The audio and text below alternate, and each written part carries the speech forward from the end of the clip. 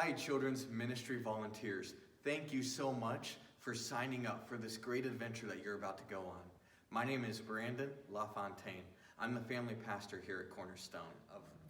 63% of Christians today say that they accepted Christ before the age of 14. That's huge. So we are working in a ministry together that is helping children grow. This is the highest area of conversions in North America today, and you're choosing to be a part of it. The Lord has moved you and placed you in this position to have a role in shaping these children's hearts. Here at Cornerstone, we believe in the philosophy of grow to go. That means that we as volunteers help these children grow so that they can go into their current context and they can have an influence on their classmates, on their teachers, and even family members. But we're also growing and developing and investing and building into who they are in their walk with Christ, so that when they go off to college, when they get out of college, when they start families, they will have a firm foundation that they can build their life upon, because you have taken the time to help direct them to the firm foundation of Jesus Christ. This video is going to cover some of the basic questions that you might have, as well as going to cover some of the basic roles that we have as volunteers. And remember, at the end of the day, if we walk away every Sunday, every Wednesday night, and we help children grow in their love for Christ, in whatever capacity that looks like, that means that we are truly winning as volunteers and as a children's ministry. Hello, I'm Renee Hinkle-DeGrode, and I'm the Children's Ministry Director here at Cornerstone. I'm here to tell you about the volunteer time structures. There are different levels of commitment available in children's ministry, including once a week or once a month. We also have some flexibility, allowing you to partner with another volunteer and serve maybe every other month or a few months in a row. We are so thankful for your commitment to building into the lives of children.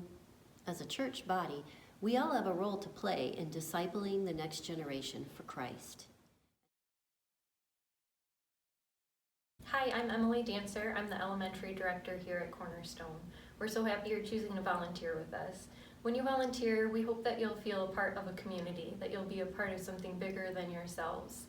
We want you to have a key role in helping children build their relationship with Christ.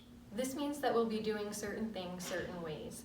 We're not doing things just for the sake of doing things, but we're doing them because we believe that a loving, relational environment is the best learning environment for kids. Whether you're serving as a small group leader, helping with check-in, serving on our community security team, every role is important. We do ask that you would continue to pray for the Lord to use you in whatever position you have.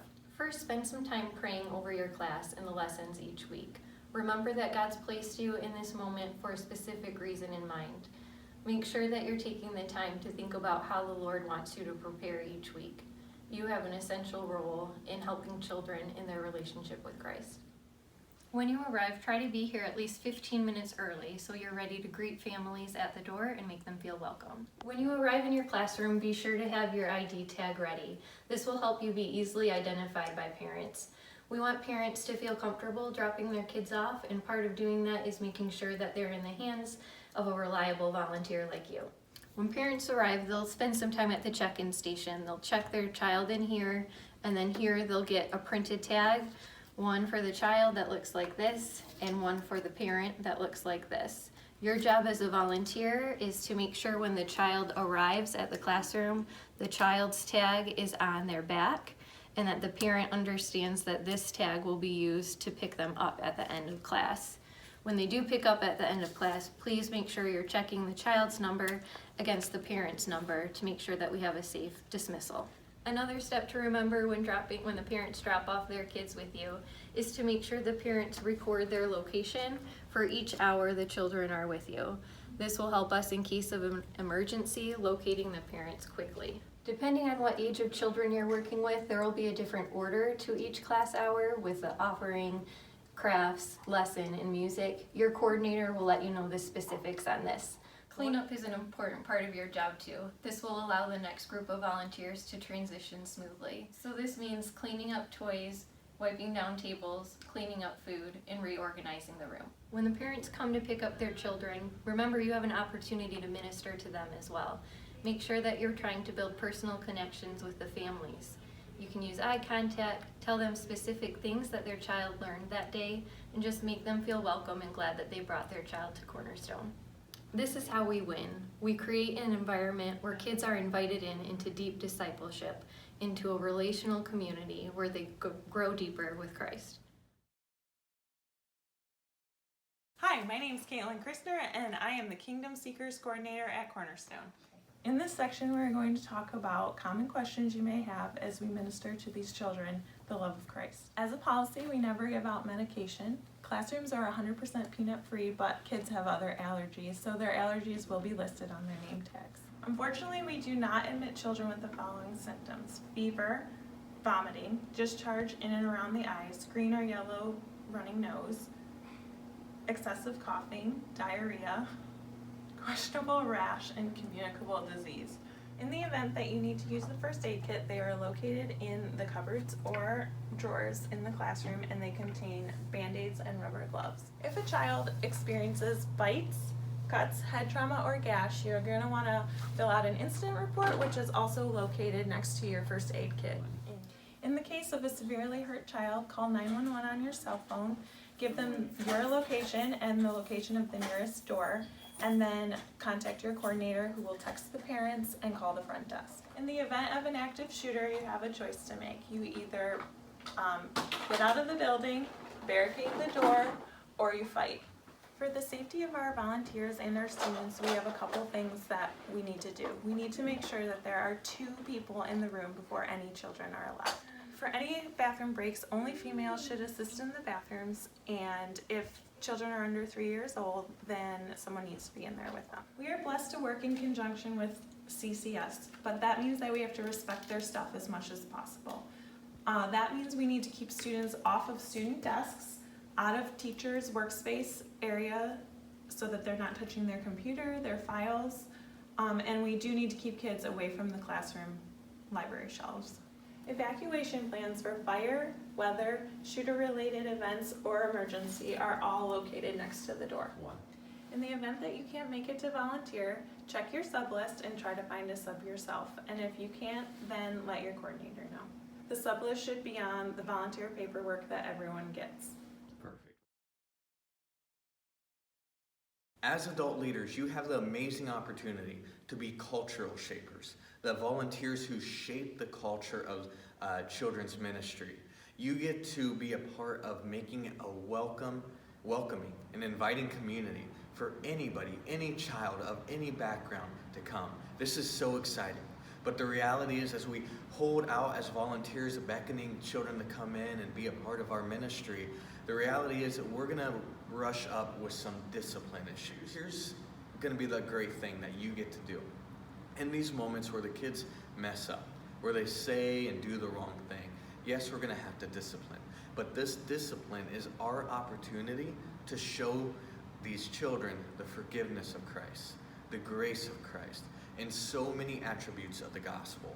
So this next section is going to be all about how do we discipline in such a way that we bring the gospel through that discipline. Here are some of the ways that a child might need discipline. If the child is causing a disruption, they're speaking out of turn consistently, they're causing outbursts undirected by physical activity, or disobedience, if they're failing to comply with the directions and instructions, if they're being disrespectful, any insolence or rudeness, whether in words or gestures, that may be construed as discourteous, impudent, or contemptuous. Violence, any form of physical altercation is not accepted. Damage, that willful damage of destruction and of property. And finally, bullying. And let's be clear about what bullying is. It's not a one-time incident, but it's a repeated and targeted incident that happens over and over and over. The following information I'm about to give you is our typical process for discipline. The first thing that we do is that we give a verbal warning to the child. The second thing that we do is, if the situation calls for it, we remove the child from the situation, from the person that is causing the disruption, and just isolate them and talk to them once more. The third step is that we notify the coordinator that there's a situation happening that is repeatedly needing attention. And the coordinator at this point will decide if the parent needs to be notified. The fourth step is notifying the parents, and if that still doesn't work, then we will get a pastor and the elders involved.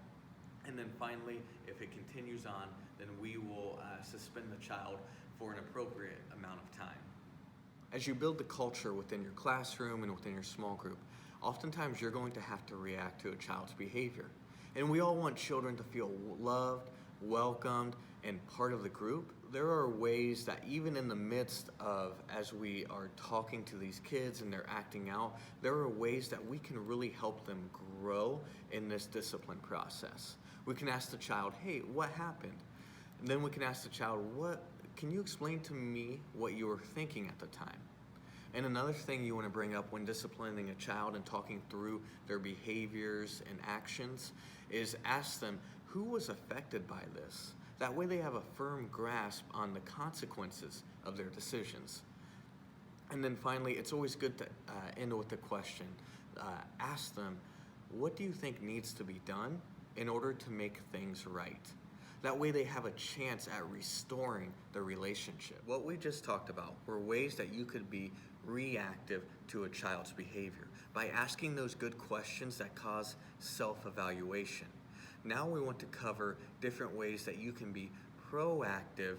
The three best ways to be proactive in helping guide a child's behavior in your classroom is to be relational. Get to know them, get to know their parents, know their names, and use their names when you talk to them. And specialize in giving individual attention, especially with eye contact. The second thing you want to do is that you want to plan carefully. This means having kind of a scheduled time of what you're going to do, the activities, and having a good knowledge. That way you can help transition kids from one thing to the other, and they'll be clear in what you're doing. The third thing you want to do is just being on time helps a lot because you greet them as they walk into the door. You're able to say their name. You're able to set the tone with your emotional energy. So when it comes to things like planning carefully, we have to be aware that when we do activities for too long, it can often cause restless behavior. It's often said that the lesson length in terms of minutes should match the child's age. So if you're teaching an 8-year-old, typically you want your lesson to be 8 minutes long. If you have a 5-year-old, aim for about the 5-minute range. And if you are seeing consistent disruptive behavior, it might be good to ask yourself, well, did I have this lesson go for too long? Did I have a 20-minute lesson for 5-year-olds? Did I have a 30-minute craft time for 6-year-olds? All of these questions are important, and just making sure that the length of time matches the maturity of the kids that you're working with. Another thing to be aware of when talking about how do we be proactive in reducing the amount of discipline required in the classroom is to remove distractions. That means having the right things in the right place, but also if you have a kid who is consistently being a distraction of some kind, that could mean bringing another volunteer alongside that child for long durations of time. Another way to be proactive in the discipline issues in your classroom is to have clear and concise instructions. By being aware of how you're communicating to the children, as well as the length of your communication to the children, and by making your communication short and brief in terms of instructions, is absolutely essential to kids just being able to comprehend what you're actually saying. When a child misbehaves, some of the best things you can do is to ask the child to apologize if they've been unkind. The second thing that you can do is to ask them, hey, what are ways that we can make this situation right? So often kids really do want to make the situation right. They just need help thinking through their options.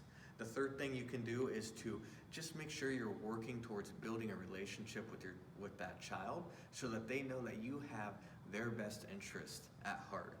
And finally, if none of these things work, remember to go talk to your coordinator and they'll be able to give you guidance and if you should get the parents involved. As a former youth pastor, I worked a lot with teenagers who, let's just say, needed a lot of special attention due to behavioral issues.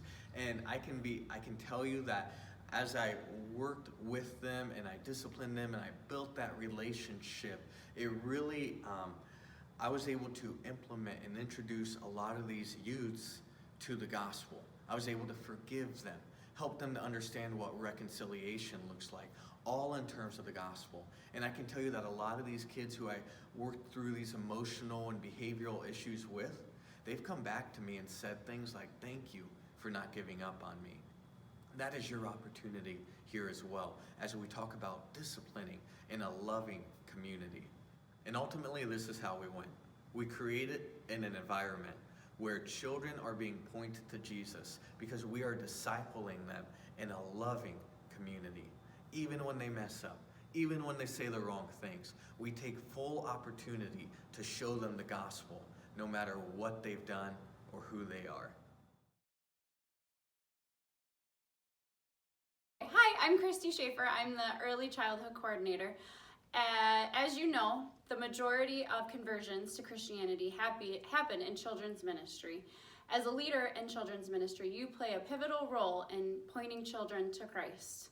When people talk about their Sunday school experience, they're going to be talking about you. The best thing that we can do as coordinators is prepare you for those conversations you're going to have with kids. One of the conversations that we hope you have with kids is praying with kids. A great method to pray with kids is using the PATH method. P stands for praise. This is where we praise God for everything that He's given us. A is for admit sin. This is where we talk to God about ways that we have failed. T is for thanks. This is where we give thanks for every blessing that God has given us in our lives. And H is where we ask God for help, where we talk to Him about ways that we need help from Him.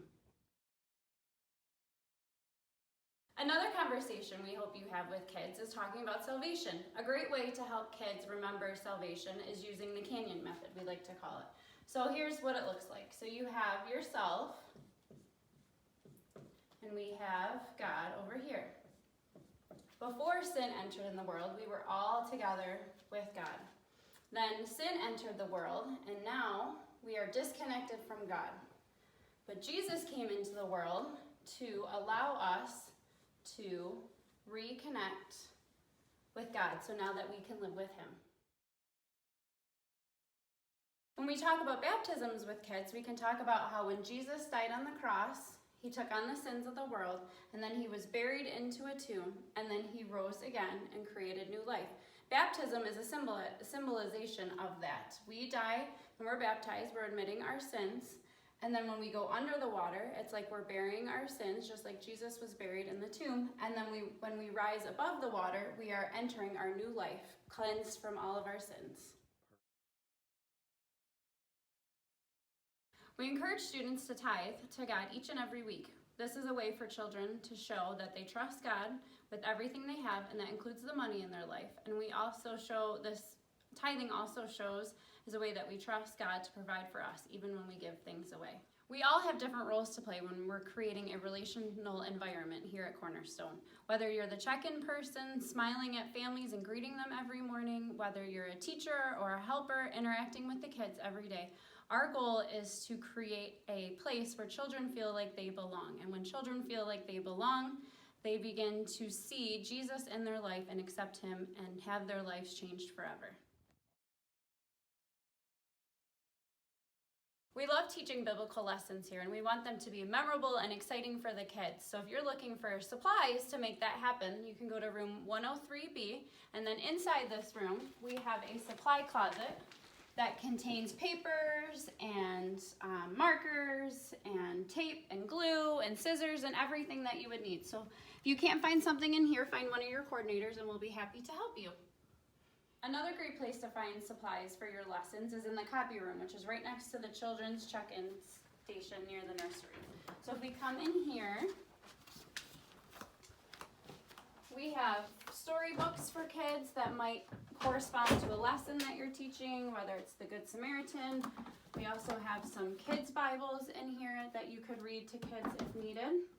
And we also have DVDs and movies for kids as well in here. We all know that kids need to burn off energy. Either playground here or the other preschool playground is a great place to bring kids for a couple minutes. In the winter months, we also have use to the gym with basketballs and just places for kids to run. Hi, my name is Vicky Swede.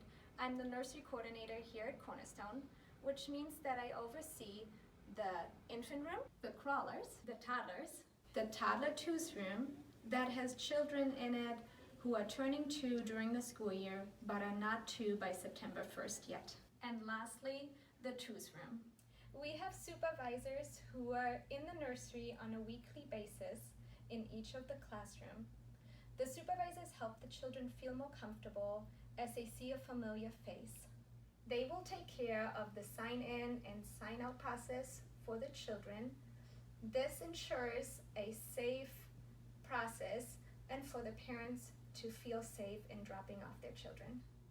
Roles for the supervisors include making sure that all supplies are there that they need and letting the coordinator know if something is missing, such as wipes and diapers and anything like that. They will take care of emptying out the trash. And they will also sanitize any toys and surfaces that have been used and touched.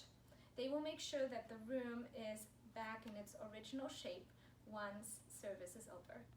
Nursery volunteers and supervisors are asked to wash their hands with soap and water or hand sanitizer when entering the nursery and before leaving to ensure your health and the health of the children.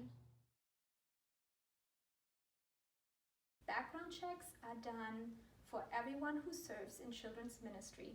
They are done every 3 years, and if yours needs to be updated, you will be contacted by one of the coordinators.